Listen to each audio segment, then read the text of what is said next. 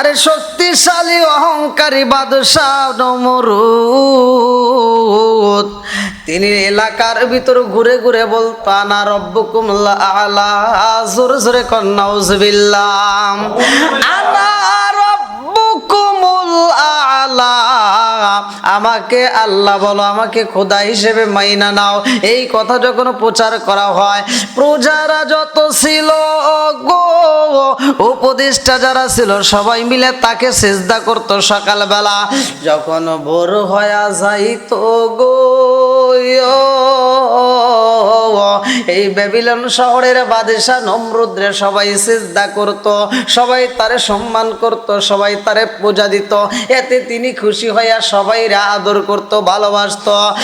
বাদশা নমরুদ জগতের মতো গুইরা গুইরা কয় আনা রব্বুকুমুল আলা, আমাকে যদি খোদা মানা হয় আমার কাছে ভালো লাগে, যারা খোদা হিসেবে মানবে না তাদেরকে হত্যা করব, যারা আমাকে খোদা হিসেবে মানবে না তাদেরকে আমি বাঁচতে দেব না। এই ঘোষণা যখন হয়া গেছে গো, বেবিলন শহরের সব মানুষেরা তাকে সম্মান করত, সবাই তারে পূজা করত। ছোটরা সম্মান করে, বড়রা সম্মান করে, মুরব্বীরা সম্মান করে, প্রজামন্ত্রী সবাই তারে সম্মান করে। এইভাবে চলতে চলতে অনেক দিন পার হয়ে যায়। আমার আল্লাহ এইটা বন্ধ করার জন্য এমন একজন নবীরে ওই শহরের ভিতর প্রেরণ করবে, যার নামটা কিতাবের ভিতর উল্লেখ করা হয় হযরত ইব্রাহিম আলাইহিস সালাম, যার ব্যাপারে আমার রহমাত লিল আলামিন নবী বলেছে আনা দুআ ওয়া আবিনা ইব্রাহিম, আমার বাবা। এখানে ইব্রাহিম আলাইহিস সালামের কথা উল্লেখ করা হয়, আনা দুআ ওয়া আবিনা ইব্রাহিম, আমার বাবাই দোয়া করছে আমি নবী আইছি গো। ভালো করে শুনেন সেই হযরত ইব্রাহিম আলাইহিস সালামের জীবন বৃত্তান্ত। আরে ইব্রাহিম আলাইহিস সালাম দুনিয়াতে আইও, বাদশা নমরুদ ঘরের ভিতরে ঘুমাইছে। ঘুমের ঘরে বাদশা নমরুদ রাত্রি 12টা পার হয়ে যায়, 1টা পার হয়ে যায়, গভীর রাত 2টার সময় একটা ঘুমের ঘরে স্বপ্ন দেখে। এই ঘুমের ঘরে স্বপ্নের মধ্যে দেখতে পারে বেবিলন শহরের পশ্চিম প্রান্তর দিকে এমন একজন ছোট বালক আইছে গো। যেই বাচ্চাটা আইসা ঘুমের ঘরে স্বপ্নে দেখতেছে, ওই বাচ্চাটা এইবার বাদশারে আইসা জুতা দেয়া বাড়ি শুরু করেছে, বাদশারে মাথায় আঘাত করে। বাদশা ঘুমের ঘরে আর ঠিক থাকতে পারে না, এইবার ঘুম থেকে জায়গা কান্দে আর কয় কোথায় রইলা, কে সৈন্যরা তাড়াতাড়ি আয়। বাদশা নমরুদ কান্দার কয় ঘুমের মধ্যে আমি কি পাইলাম, আমার ভালো লাগে না, আমার তো ভালো লাগে না। ঘুমের মধ্যে স্বপ্নের মধ্যে ভয় পাইছে, ছোট্ট একটা 5 বছরের বালক আমারে জুতা দেয়া বাইরায়। এই কথা কার কাছে বলবো, মনের কথা কার কাছে জানাবো? বাদশা নমরুদের স্ত্রী কয় স্বামী গো, ও স্বামী, আপনি কেন এই গভীর রাত্রে চোখের পানি পালায়া কান্দেন, চিৎকার মারেন, কারণটা কি? এইবার বাদশা কয় এই বিবি রে, ও বিবি, আমি ঘুমের মধ্যে স্বপ্নে দেখলাম কে আমার যেন জুতা দিয়া মাথায় আঘাত করে, কে যেন আমার আঘাত করে, কে যেন আমারে কষ্ট দেয়, তার আঘাতের যন্ত্রণা তো আমি ঘুমের মধ্যেই সইতে পারি না। ও বিবি রে, এই ঘটনা আমি কার কাছে বলবো? বিবি কই এই কথা মানুষের কাছে প্রকাশ করা যাবে না, আপনি এই গভীর রাত্রে পাগলামি করবেন না। এই কথা যদি জগৎবাসী জানতে পারে গো স্বামী, জগতের সবাই আপনারে পাগল কইব। এইবার বাদশা নমরুদ আর কারো কাছে বলতে পারে না। আবার যখন ঘুমায়া যায়, আমার আল্লাহর নীলা খেলা বোঝা যায় না, আমার আল্লাহর না রে বন্ধু। আবার গভীর রাত্রে আবার স্বপ্ন দেখিতেছে, আবার পশ্চিম প্রান্তর থেকে একটা বালক সুইটা আসে, ছোট্ট একটা বাচ্চা আবার দৌড়ায় এসে মাথায় আঘাত করে। আবার বাদশাহ নমরুদ দাঁড়াইয়া যায়, ডাকে আর কয় বিবি রে, আমার ঘরের মধ্যে একই বিছানায় তুমি ঘুমাইলা। ও বিবি জাননি আমার যেই কষ্ট হয় তুমি বুঝতে পারছো নয়। বিবি কয় না না না, আমি তো কোনো কিছুই জানি না, আমার আল্লাহর নীলা খেলা বোঝা যায় না, ভালো করে শুই না। নাও একই বিছানায় ঘুমাইছে, ঘুমের ঘরে একজন ভয় পায় আঘাতে পায় আর একজন পায় না। এতে বোঝা যায় হাসরের ময়দান কায়েম হইব, হাসরের ময়দানের ভিতর বিচার হইব, একজনের শাস্তি হইব আর একজনের হইব না, একজন কষ্ট পাইব আর একজন পাইব না, একজন জান্নাতে যাইব আর একজন জাহান্নামে যাইব। এইবার স্ত্রী কয় এই স্বামী গো, ও স্বামী, আমি আপনারে কেমনে বোঝাবো বুঝতে পারি না, আমি কোন ভাষায় আপনাকে বোঝাবো। এই বিছানায় একই সাথে ঘুমাইলাম, আপনি একে একে দুইবার স্বপ্নের মধ্যে ভয় পাইলেন, আমি তো একবারও পাইলাম না। আবার মাথায় হাত বুলাইয়া দেয়, আবার ঘুমায়া যাই রে ভাই। এই বাদশাহ নমরুদ আবার ঘুমের মধ্যে তৃতীয়বার আবার স্বপ্নের মধ্যে দেখে আমার আবার আঘাত করে মাথায়। বাদশাহ নমরুদ কই বিবি রে, কে যেন আমারে আঘাত করে রে, এই কথা আমি কারে বলবো, এই কথা আমি কারে জানাবো। বিবি কই স্বামী গো, স্বামী আপনি কি বলতে চান?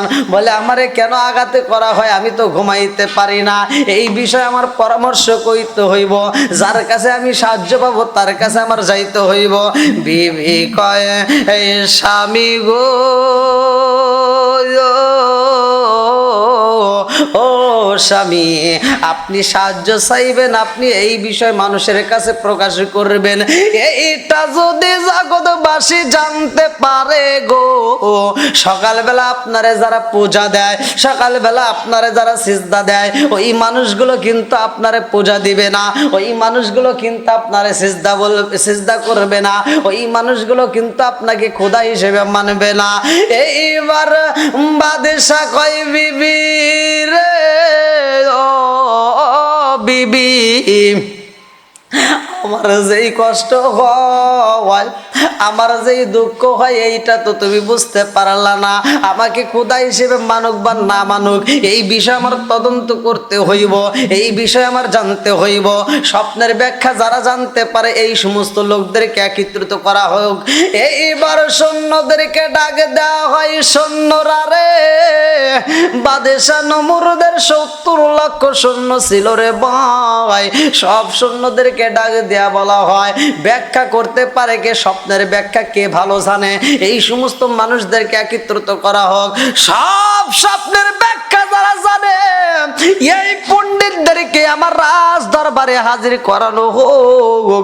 এই মানুষদের সাথে আমি একটু কথা বলতে চাই, স্বপ্নের ব্যাখ্যা যারা করতে পারে রে ভাই, এই মানুষগুলোকে রাজ দরবারে হাজির করা হয়। এদের কাছে বাদশাহ নমরুদ কান্দে আর কয় জগৎবাসীরা রে,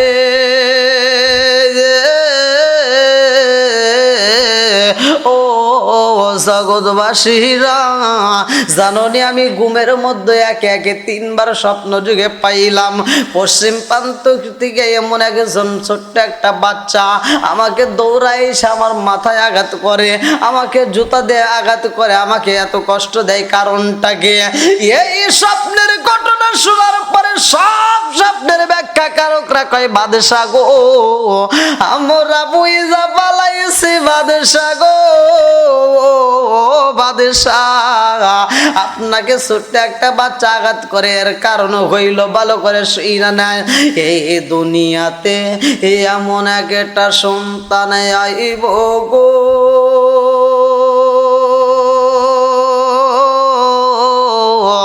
যেই সন্তানটা এই দুনিয়াতে আসার পরে আপনার বিরোধিতা করবে, যেই সন্তানটা এই দুনিয়াতে আসার পরে আল্লাহর বিচার কায়েম করবে গো, ওই সন্তানটা এই দুনিয়াতে আসার পরে আপনার বিরোধিতা করবে, আপনাকে হত্যা করার জন্য চেষ্টা করবে।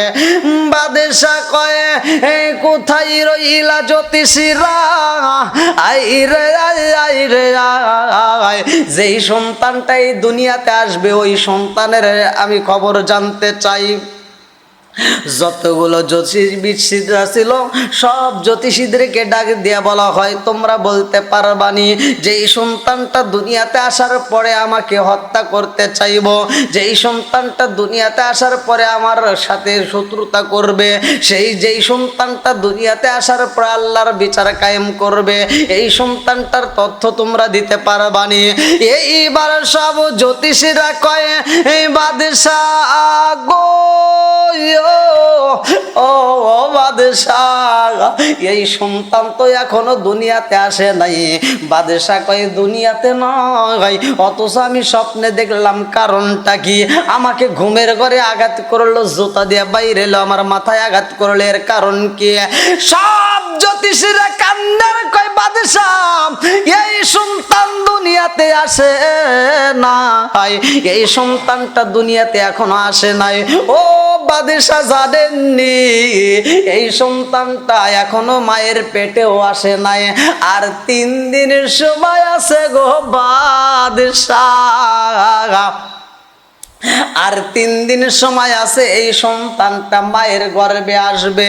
এই সন্তানটা দুনিয়াতে আসার পরে আপনার বিরোধিতা করবে, আপনার এই ক্ষমতা থাকবে না। ক্ষমতা তো বাদশা কেন কারোই থাকবে না। এই জন্য তো আমার আল্লাহ কোরআনুল কারীমের ভিতর উল্লেখ করেছেন, ভালো করে শুই না না মালিকাল মুলকি তুতিল মুলকা মান তাশাউ ওয়া তানজিউল মুলকা মিম্মান তাশাউ ওয়া তুইজ্জু মান তাশাউ ওয়া তুযিল্লু মান তাশাউ বিয়াদিকাল খায়র ইন্নাকা আলা কুল্লি শাইইন কাদির।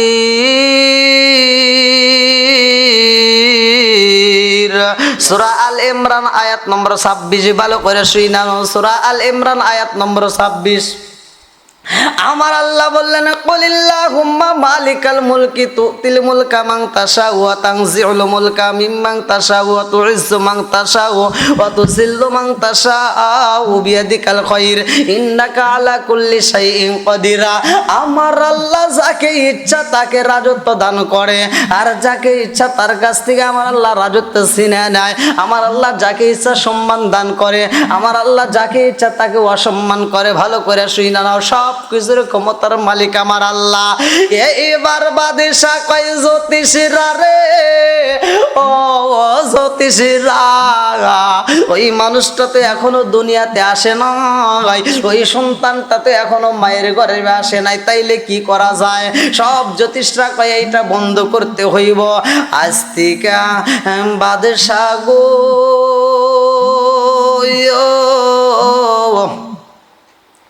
এই ব্যাবিলন শহর সহ আশেপাশে যতগুলো মানুষ আছে সব পুরুষদেরকে আপনার রাজ দরবারে বন্দী করতে হইব। এই পুরুষেরা যেন স্বামী স্ত্রী মিলিত না হয়। যদি স্বামী স্ত্রী মিলিত হয়ে যায় বাদশা গো এই 3 দিনের মধ্যে ওই সন্তানটা মায়ের গর্ভে আসবে। যদি এইটা বন্ধ করতে পারেন ওই সন্তান আসতে পারবে না। বাদশা কয় এই জগৎবাসীরা রে,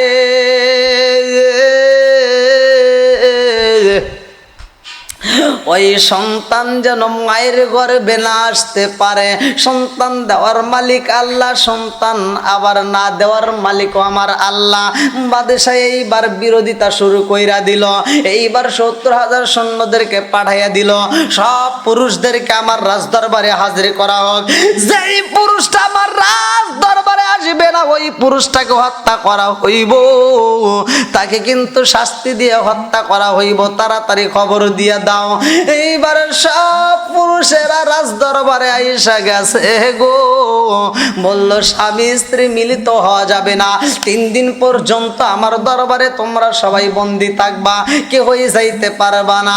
বন্ধুরা রে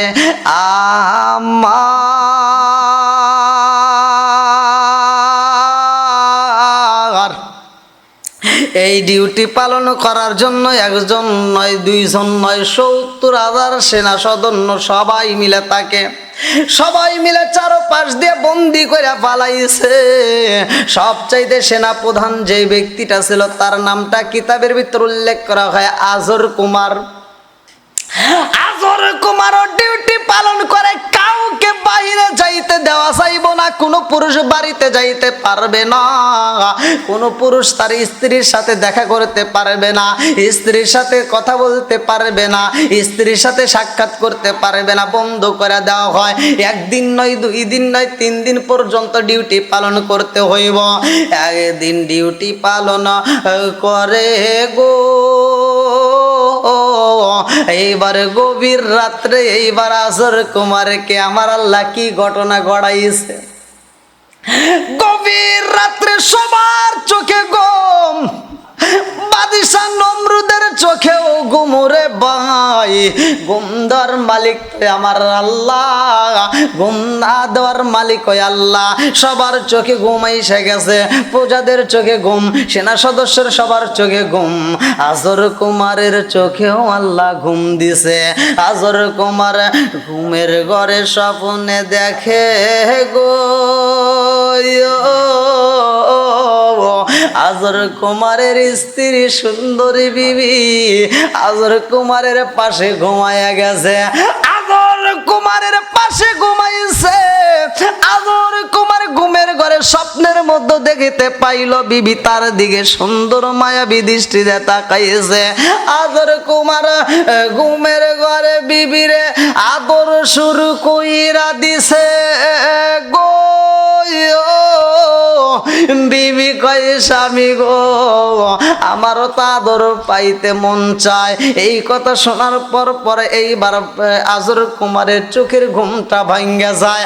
আজর কুমার ঘুমের ঘর দিকে দাঁড়াইয়া চিন্তা করে আমি কেমন স্বপ্নে দেখলাম গো, যে এই স্বপ্নের মধ্যে আমার বিবিরে আমি মনের মতো করে আদর করিতেছি। আজকে যদি আমি আমার বিবিরে সামনে পাইতাম গো, আমি মনের মতো আদর করতাম। আজর কুমারের মনের ভিতরে কল্পনা জল্পনা শুরু হয়ে গেছে। এইবার ঘুমের ঘর থেকে উঠা সিনি চিন্তা করলো আমি কেমনে এই ঘর থেকে বের হইব।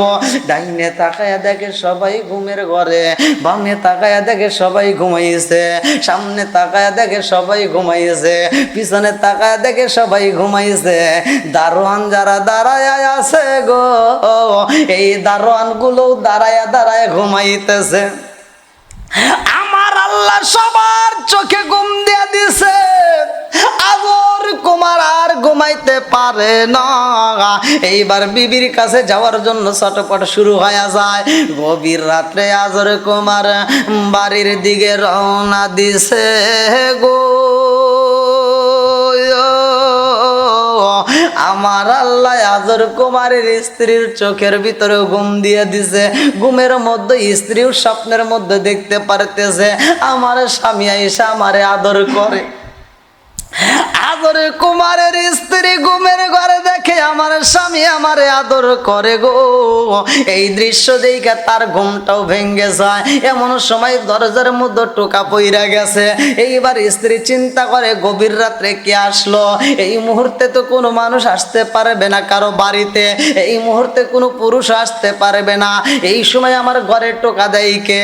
ঘরের দরজাটা যখন খোলা হয় গো, প্রাণের স্বামীর দেখা কয়ে স্বামী গো, ও স্বামী আপনি এই গভীর রাত্রে কেমনে আসলেন? এই কথা যদি পাড়া পড়শি জানতে পারে হে গো, পাড়া প্রতিবেশীরা যদি বাদশা নমরুদের কানে ঘটনা জানাইয়া দেয়, তাইলে তো আপনাকেও হত্যা করবে, আমারও হত্যা করবে। ও স্বামী আপনি আপনি কেন এইভাবে আমার ঘরের ভিতর প্রবেশ করলেন, কারণটাকে? এইবার আজর কুমারে কয়, এই বিবি রে, ও বিবি, আমি কেন আইছি জানোস নি? আমি কেন আইছি জানোস নি? ও বিবি, আমার আসার একটা মাত্র কারণ, আমি ঘুমের ঘরে স্বপ্নের মধ্যে দেখলাম তোমারে আদর করতেছি। বিবি রে, ও বিবি, আমার ঘুমটা ভাঙ্গার পরে আমি ঠিক থাকতে পারি নাই, আমি গোপনে চইলা আইছি, কেউ জানে না, সবার চোখে ফাঁকি দিছে। বিবি কয়, স্বামী গো, ও স্বামী, আপনি যেই স্বপ্ন দেখছেন আমি তো একই স্বপ্নে দেখছি। দেখাইছে কে? আমার আল্লাহ ঘুমের ঘরে যেই স্বপ্নটা স্বামী স্ত্রীর উপরে দেখাইয়া দিছে গো। এইবার বিবি কয়, স্বামী গো, এই ঘুমের ঘরে স্বপ্ন দেখার পরে আমার ঘুমটা ভেঙে গেছে, এমন সময় দরজায় টোকা পইরা গেছে। এইবার স্বামী স্ত্রী মিলিত হয়া গেছে গো। ওই দিন আমার আল্লাহ ওই রাত্রিতে হযরত ইব্রাহিম আলাইহিস সালাম রে মায়ের গর্ভে পাঠাইয়া দিছে। আবার কুমার ঘুমের ঘরে থেকে এইবার সকাল হওয়ার আগে বলে, বিবি রে, আমার তাড়াতাড়ি যাইতে হইব বাদশার রাজ দরবারে। ও বিবি, আমি যদি রাজ দরবারে না যাই, এই আমার আসার ঘটনা যদি জানতে পারে আমাকে হত্যা করবে, তোমারও হত্যা কইরা দিব। এইবার গভীর রাতে চইলা গেছে এইবার রাজ দরবারে সবার সাথে। এইবার আজর কুমারও ঘুমাইয়া গেছে। সকালবেলা ভোর হওয়ার আগেই তো সে পৌঁছাইয়া গেছে। কেউ বুঝতে পারে নাই, কেউ জানতে পারে নাই। ওই দিন আমার আল্লাহ হযরত ইব্রাহিম আলাইহিস সালাম রে মায়ের গর্ভে পাঠাইয়া দিছে। আর কোন মহিলা পাই নাই, কারো ঘরে পাই নাই রে ভাই, কারো ঘরে দান করে নাই। আমার আল্লাহ আজর কুমারের ঘরে দান কইরা পালাইছে। এ আমার বন্ধুরা রে, একদিন যাই, 2 দিন যাই, 3 দিন যায়, 3 দিন পরে সব মানুষরে বিদায় দিবে।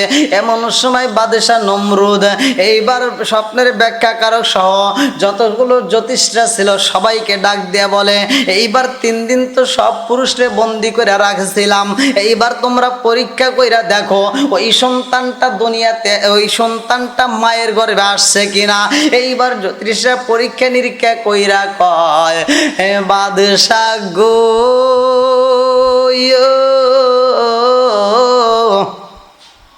ও বাদশাহ, যেই সন্তানটাকে দুনিয়াতে আসার জন্য আপনি বন্দি করার জন্য বাধা দেওয়ার জন্য চেষ্টা করলেন, ও বাদশাহ, ওই সন্তান তো মায়ের গর্ভে আইসা গেছে গো।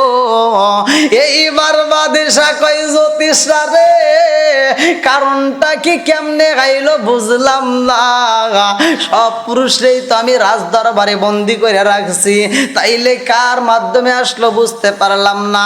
জ্যোতিষরা কয়, বাদশাহ গো, আপনি একটা কাজ করতে পারেন, এই বছরে যতগুলো মহিলার গর্ভবতী হয়েছে সব মহিলাদেরকে আপনার রাজ দরবারে হাজির করা হোক। যেই মহিলা পুরুষ সন্তান জন্ম দিবে গো, ও বাদশাহ, ওই সন্তানটাকে হত্যা করা হোক।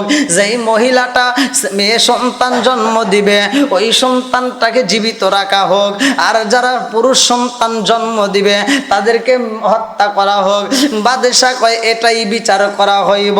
রাজ দরবার থেকে ঘোষণা দেওয়া হয়, এই বছরে যতগুলো মহিলারা সন্তান প্রসব করবে, যতগুলো মহিলারা বাচ্চা প্রসব করবে গো, সব মহিলাদের বাচ্চাগুলো যদি পুরুষ হয় তাইলে তাদেরকে হত্যা করা হইব, সন্তানটাকে হত্যা করা হইব। মেয়ে যদি জন্ম দেয় তাইলে হত্যা করব না। এই ঘটনা যখন সবার মাঝে জানায়া দেয়, সানাসে কানাসে সবার কাছে প্রকাশ করা হয়, আমার আল্লাহর নীলা খেলা বোঝা যায় না। আজর কুমারের স্ত্রী গর্ভবতী শান্তি হয়ে যায়, কিন্তু এই মহিলাটাকে দেখলে বোঝা যায় না, আমার আল্লাহর নীলা খেলা বোঝা যায় না। হযরত ইব্রাহিম আলাইহিস সালামের মায়েরা পেটটা উঁচু হয় না, মানুষ বুঝতে পারে না। যেই দিন ডেলিভারি হইব গো, যেই দিন ব্যথা শুরু হয়ে যায়, কে যেন ঘরের দরজার সামনে এসে ডাক দেয়, ও ইব্রাহিম আলাইহিস সালামের মা, আপনি আর ঘুমের ঘরে থাকবেন না, ঘরের ভিতরে থাকবেন না। এই গভীর রাত্রিতে আপনি জঙ্গলের ভিতরে, পাহাড়ের ভিতরে, গর্তের মধ্যে চইলা যাবেন। আপনাকে আমার আল্লাহ অনুমতি দিছে, এইখানে আপনার থাকার প্রয়োজন নাই। এই পাগলনি এই গভীর রাত্রে জঙ্গলে চইলা গেছে গো, পাহাড়ের একটা গর্তের ভিতরে, ঘরের ভিতরে প্রবেশ করেছে গো। ওই গর্তের মধ্যে আমার আল্লাহ হযরত ইব্রাহিম আলাইহিস সালাম রে দুনিয়াতে আগমন করেছে। ইব্রাহিম আলাইহিস সালাম দুনিয়াতে আসার পরে জনম দুঃখনি মা বড় হওয়ার আগে দিয়া কান্দে আর কয়, আমার এই এত সুন্দর এই জাদুরে আমি কেমন রাইখা যাব গো, এই সন্তানটাকে যদি বাহিরে নিয়ে যায় আমার সন্তানটাকে হত্যা করবে, আমাকে এই মানুষগুলো বাঁচাইতে দিবে না, আমার সন্তানটাকে রাখা যাবে না। আর জনম দুঃখনি মা সইতে পারে না, সন্তানটাকে মনের মতো কইরা আদর করে, বুকের উপরে চাপ দিয়ে কান্দে আর কয়, জাদুরে এমন সময় আইলা রে জাদু, এমন বছরে আইলা জাদু, এই ঘটনা যদি বাদশার ঘরে জইলা যায়, বাদশার লোকেরা জানতে পারে, তাইলে তোমাকে হত্যা কইরা ফালাইব। এমন সময় আমার আল্লাহ ডাক দিয়া কয়, জিবরাইল যায় আমার খলিলের মার জানায়া দে, আমার খলিল রে পাহাড়ের গুহার ভিতরে রাইখা গো, এই পাহাড়ের গুহাটার মুখ বন্ধ কইরা দিয়া জনম দুঃখনি মা বাড়িতে যাইব। আর আমার খলিল রে দেখার দায়িত্ব আমি জিবরাইল রে দিয়া দিলাম, যাও যাও যাও, আমার খলিল রে দেখার দায়িত্ব তোমারে দিয়া দিলাম, তুমি ডিউটি পালন করবা।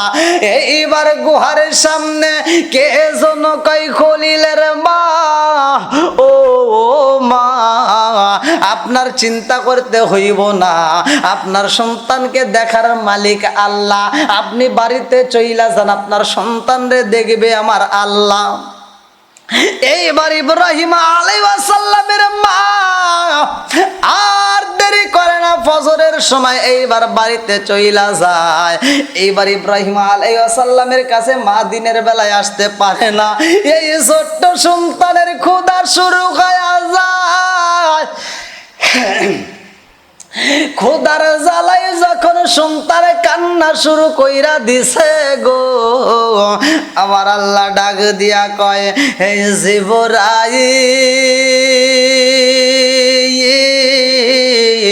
ও জিবরাইল, আমার খলিলের ক্ষুধার যন্ত্রণা তো সহ্য করতে পারে, খলিল রে এই মুহূর্তে যাও, তার হাতের আঙ্গুলটা তার মুখের ভিতরে ঢুকাইয়া দাও, তার হাতের নখটা তার মুখের ভিতরে ঢুকাইয়া দাও। এইবার নখটা যখন মুখের ভিতরে একটা আঙ্গুল ঢুকাইয়া দেয়, আমার আল্লাহ মুখ দিয়ে অটোমেটিক মধুর ঝর্ণা প্রবাহিত কইরা দেয়। একটা আঙ্গুল দিয়ে কিতাবের ভিতর উল্লেখ করা হয় মধু বের হয়, 2 নাম্বার আঙ্গুল দেওয়া হয়, ওই আঙ্গুলের ভিতর দিয়ে আমার আল্লাহ দুধের নহর দিয়া দেয়। একটা হলো আসালান মুসাফা, মধুর নদী, মধুর ঝর্ণা। 2 নাম্বারে লাবানান খমিসা, দুধের ঝর্ণা। আমার মুরব্বী বাবারা 3 নাম্বারে আমার আল্লাহ একটা পানি দেয়, মান তহুরা, পবিত্র নিয়ামতের পানি, মিষ্টি শরবতের পানি। আমার আল্লাহ 3টা আঙ্গুল দিয়ে 3টা ঝর্ণা প্রবাহিত করেছে। একটা হলো মধু, একটা হলো দুধ, একটা হলো পানি, 3টা নহর আল্লাহ সারি কইরা দিছে। আল্লাহর কলিলের মুখের ভিতরে খাবারের অভাব নাই। জনম দুঃখনী মা সারাটা দিন সন্তানের কথা কল্পনা করে, সন্ধ্যাবেলায় মা জননী এইবার পাগলের মতো আওলা কেসে পাগল বেশে চইলাই আসে সন্তানরে দেখার জন্য। গুহার ভিতরে প্রবেশ করে মা তাকায়া দেখে সন্তানটা এত সুন্দর দেখা যায়, বয়স মাত্র একদিন হয়েছে রে ভাই। কিতাবের ভিতরে উল্লেখ করা হয় একদিনের বাচ্চার দিকে তাকাইলে মনে হয় 1 মাস বয়স হয়ে গেছে, 1 মাস বয়স হয়ে গেছে। এইবার সন্তানের কাছে হাজির হয়ে যায় গো জনম দুঃখনী মা। সন্তানটারে বুকের দুধ পান করাইতে চায়, এই সন্তানটা বুকের দুধ পান করে না। মা চিন্তা করে সারাটা দিন সন্তানরে খাওয়াইলাম না, অথচ এই সন্তান এখনো খাই না, কারণটা কি? আল্লাহ কয়ে জিবরাইল আমার কলিলের মা সন্তানের জন্য চিন্তা করে খাবার খাইছে নি, মারে দেখায়া দাও আমার খলিলের খাওয়ানোর অভাব নাই। ওয়াল্লাহু খায়রুর রাজিকিন, রিজিকের মালিকই তো আমি আল্লাহ। ও জিবরাইল রে, জনম দুঃখনী মায়ের সামনে সন্তানের এই হাতের নখটা মুখের ভিতরে ঢুকায়া দাও। এইবার মা জননী তাকায়া দেখে সন্তান যখন মুখের ভিতরে আঙ্গুলটা নিয়ে যখন শোষণ দিয়া দেয়, একটা আঙ্গুল দিয়া মধুর ঝর্ণা বের হয়, আর একটা আঙ্গুল দিয়া দুধের ঝর্ণা বের হয়, আর একটা আঙ্গুল দিয়া পানির ঝর্ণা বের হয়। জনম দুঃখনী মা সন্তানের বুকের ভিতর আঞ্জায়া কান্দার কয় আমার সন্তান কোন সাধারণ সন্তান হইতে পারে না, এই সন্তানটা অনেক দামি। চিৎকার মেরে কন্যায় আল্লাহু আকবার। আরে জনম দুঃখনী মা সন্তানের দিকে তাকায়া দেখে 1 মাস বয়সে যেই বাচ্চাগুলো হয়, আমার সন্তানটা মনে হয় 1 মাসে হয়ে গেছে। 1 দিন যায়, 2 দিন যায়, 3 দিন যায়, 3-4 দিন যায়, 5 দিন যায়, এইরকম 21 দিন যখন পার হয়ে যায়, জনম দুঃখনী মা কয় 21 দিনের বাচ্চার দিকে তাকাইলাম, 21 মাসের বয়সের বাচ্চাদেরকে যেমনে দেখা যায় আমার বাচ্চাটাকেও তেমন দেখা যায়। চিৎকার মেরে কন্যায় আল্লাহু আকবার। জনম দুঃখনী মা কয় আমার সন্তানের মতো এমন সন্তান আর হইতে পারে না। 21 দিন বয়স যেই সন্তান হয়েছে গো, দেখতে দেখা যায় 21 মাসের বাচ্চা এইরকম বষ্টভিষ্ট হয়ে গেছে, দেখতে অনেক সুন্দর দেখা যায়। এইবার জনম দুঃখনী মা জননী বাচ্চাটারে বাড়িতে নেওয়ার মতো সাহস পাই না। গভীর রাত্রে এই সন্তানকে রাইখা আবার চইলা যায়, সন্ধ্যা রাতে চইলাই আসে আবার জঙ্গলের ভিতরে পাহাড়ের গুহায়। পাড়া প্রতিবেশীরা 1 দিন 2 দিন 3 দিন এরকম দেখার পরে এইবার তার স্বামীর কাছে ঘটনাটা বইলা দেয়। পাড়া প্রতিবেশী মহিলারা কয় আজর কুমার তুমি রাজ দরবারে তুমি ডিউটি পালন করো, বাড়ির খবর জানো নি? বলে বাড়ির কি খবর? এইবার পাড়া প্রতিবেশী মহিলারা ডাক দিয়া কয় জানো নি তোমার স্ত্রী কি করে গোপনে খবর রাখছো নি? বলে আমার বিবি কি করেছে তোমরা একটু বইলা দাও। বলে তোমার বিবি সন্ধ্যার সময় বের হয়ে যায় জঙ্গলের ভিতরে, আবার শেষ রাতে তোমার বিবি বাড়ির ভিতর আসে, এই জঙ্গলে যায় কারণটা কি? নিশ্চয় তোমার স্ত্রী বুঝি ব্যভিচারে লিপ্ত হয়ে গেছে। আজর কুমার কয় হইতে পারে না, আমি নিজে দেখতে চাই আমার বিবি যদি ব্যভিচারিণী হয় আমি নিজে হাতে তাকে হত্যা করব। এইবার গভীর রাত্রে তাকে ধরার জন্য এইবার আর রাজ দরবারে যাই না। বিবি কয় আজকে কি তুমি দরবারে যাইবা না? এইবার স্বামী কয় আজর কুমার কয় বিবি গো আজকে আর যাব না, আমি বাড়িতে একটু রেস্ট করব, আরাম করব। এইবার বিবি স্বামীর দিকে বারবার লক্ষ্য করে, বারবার তাকায় আমার স্বামীটা ঘুমাই কিনা। আজর কুমার ঘুমের বাপ দইরা রাত্রি বেলায় শুয়া রইছে রে ভাই, আর জনম দুখুনি মা সন্তানের জন্য ছটফট করে, কারণ সন্তানের কথা তো মা বলতে পারে না। এই দুনিয়ার বুকে মায়ের মতো ভালোবাসার মানুষ আর হইতে পারে না। জনম দুখুনি মা সন্তানের জন্য পাগল পারা, একটু পরে ছটফট করে। এইবার সন্তানের কথা কল্পনা কইরা স্বামীর দিকে তাকায় দেখে স্বামীর চোখটা বন্ধ। মা জননী আর সহ্য করতে পারে না, ঘরের দরজাটা খুইলা দৌড় মারছে। এইবার মায়ে যখন দৌড় মাইরা দিছে গো, আজর কুমারের পিছনে পিছনে রওনা দেয়। পাড়া প্রতিবেশী মহিলারা আমারে যেই ঘটনা বলছে, যেই ঘটনা বলছে আসলেই তো সত্য। আমার বিবি জঙ্গলের দিকে যায়, কারণটা কি? এইবার স্বামীও পিছনে পিছনে যায়, যাইয়া দেখে রে আজর কুমারের স্ত্রী চোখ ভরা পানি, বুক ভরা ব্যথা নিয়া এইবার গুহার ভিতরে প্রবেশ করে।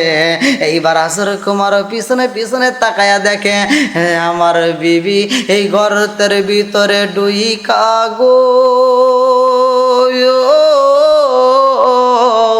সুন্দর একটা ফুটফুটে বাচ্চারে কোলে নিয়ে আদর করে।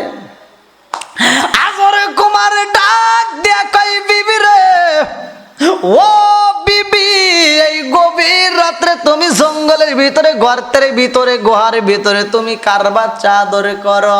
এইবারে বিবি ডাক দিয়া কই স্বামী গো, ও স্বামী, আমি কার বাচ্চা আদর করব? আমি তোমার আমার বাচ্চারেই তো আদর করি।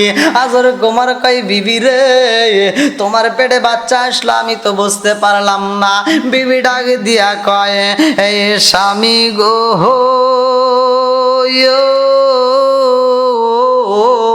ও স্বামী, আপনারে বলি নাই যেই দিন যেই রাত্রিতে আপনি আমাকে আদর করতে গোপনে আসছিলেন, ও স্বামী, ওই দিন থেকে আমি জনম দুখুনি মা গর্ভবতী হই। এইটা আপনার আমার বাচ্চা, এই বাচ্চাটাকে আমি গোপনে রাইখা দিছি। এইটা যদি রাজ দরবারে তোমার মালিক জানতে পারে গো স্বামী, আমার সন্তানটাকে হত্যা করবে, আমি মা সইতে পারবো না। আজর কুমার ডাক দিয়া কই বিবি রে, তাড়াতাড়ি দে আমার জাদুটারে আমার কোলের ভিতর দে, আমি জনম দুখুনি বাবা একটু মনের মতো করে আদর করতে চাই। এইবার সন্তানরে যখন কোলে নেয়, সন্তানটারে বুকের ভিতর আনজায়া নেয়, ডাক দিয়া কয় বিবি রে, এই বাচ্চার বয়স কয় বছর? বিবি ডাক দিয়া কয় স্বামী গো, এই বাচ্চাটার বয়স মাত্র 21 দিন। এইবার আজর কুমার কয় না, না হইতে পারে না, 21 দিনের বাচ্চা কোনোদিন এত বড় হইতে পারে না। এইবার জনম দুখুনি মা আল্লাহর খলিল রে ডাক দিয়া বুকের ভিতরে আনজায়া দইরা কয়ে স্বামী গো, সত্য কথা বইলা দিলাম গো স্বামী, আমার জাদুর বয়স মাত্র 21 দিন, অথচ দেখতে মনে হয় 21 মাসের বাচ্চা। এইবার আজর কুমার ডাক দিয়া কয়ে এই বিবি রে, এই ঘটনা কি কেউ জানতে পাইছেনি? এই ঘটনা কারো কাছে বলছনি?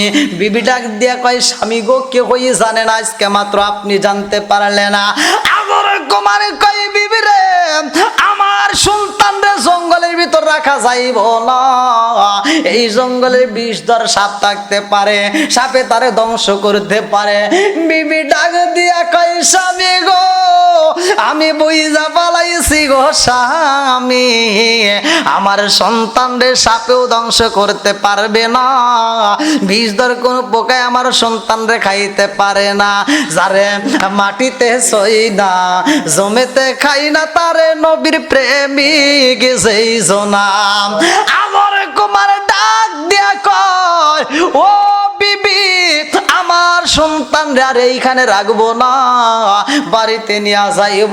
বিবি ডাকে দিয়া কয়ে স্বামী গো, ও স্বামী, আমার সন্তানটাকে যদি বাড়িতে নেওয়া হয়, এই ঘটনা যদি রাজদরবারের বাদশা জানতে পারে, নমরুদের কানে যদি চইলা যায়, এই সন্তানটাকে হত্যা করবে। ও স্বামী জানেননি, আমার সন্তানটারে যদি হত্যা করা হয়, আমি জনম দুঃখনি মা আর ঠিক থাকতে পারবো না, আমার সন্তানের কারণে আমি মাও মারা যাব। এইবার আজর কুমার ডাকে দিয়া কয়, এই বিবি রে, ও বিবি, আমি তোমারেও হারাইতে দেব না, আমার বাচ্চারেও হারাইতে দেব না। বলে কেমনে কেমনে কি করব? আজর কুমার কয়, এই বিবি রে, বাদশা নমরুদ তো ঘোষণা দিছে 1 বছরের ভিতর কোনো বাচ্চা যদি দুনিয়াতে আসে, ওই বাচ্চারে হত্যা করা হইব। ও বিবি, আমার সন্তানের বয়স মাত্র 21 দিন হয়েছে রে, অথচ এই বাচ্চারে দেখলে 21 দিন মনে হয় না, দেখতে মনে হয় বাচ্চার বয়স হয়েছে 2 বছর। ও বিবি রে, আমি বইলা দিলাম আমার সন্তানটারে বাড়িতে নিবা, আর মানুষে যদি প্রশ্ন করে তাইলে তুমি বইলা দিবা এই সন্তানের বয়স 2 বছর হয়ে গেছে। আর আমি বাদশারে বইলা দেব, বাদশা গো, ও বাদশা, 1 বছরের মধ্যে যদি কোনো বাচ্চা হয়, ওই বাচ্চারে হত্যা করতে হইব। কিন্তু আমার বাচ্চার বয়স তো 1 বছর না, একটু তাকায়া দেখেন। এইবার জনম দুকুনি মা সন্তানদের যখন বাড়িতে নেওয়া হয় রে ভাই, এই ঘটনা চইলা গেছে রাজ দরবারে। বাদশা নমরুদ কই কারণে কি এই জগতের মধ্যে একজনের ছেলে সন্তান হয়েছে, খবর জানোনি? জ্যোতিষদেরকে ডাকে দেয়া হয়, তোমরা বলো সন্তানটা দুনিয়াতে আসেনি? জ্যোতিষরা কয়, এই বাদশা গো, যেই সন্তানটা আপনার শত্রুতা করবে, ও বাদশা, ওই সন্তানের বয়স 21 দিন পার হয়ে গেছে, 21 দিন পার হয়ে গেছে। এইবার বাদশা নমরুদ কয়, এই সন্তানটাকে তালাশ করা হোক। এইবার যায় আজর কুমারের বাড়িতে বাদশা নমরুদ যাইয়া কয়, তোমার সন্তান দেখতে চাই। আজর কুমার তার সন্তানটাকে বের কইরা এইবার বাদশার সামনে যখন দাঁড় করায় দিছে গো, বাদশা কয়, এই বাচ্চার বয়স কত? এইবার আজর কুমার কয়, 2 বছর। বলে না না না, আমি যেই বাচ্চা তালাশি করি রে, এই বাচ্চার বয়স 2 বছর হইতে পারে না, এই বাচ্চার বয়স মাত্র 21 দিন পার হয়েছে। অতে বুঝা পালাইছি তোমার বাচ্চা আমার ক্ষতি করতে পারবে না। আল্লাহু আকবার।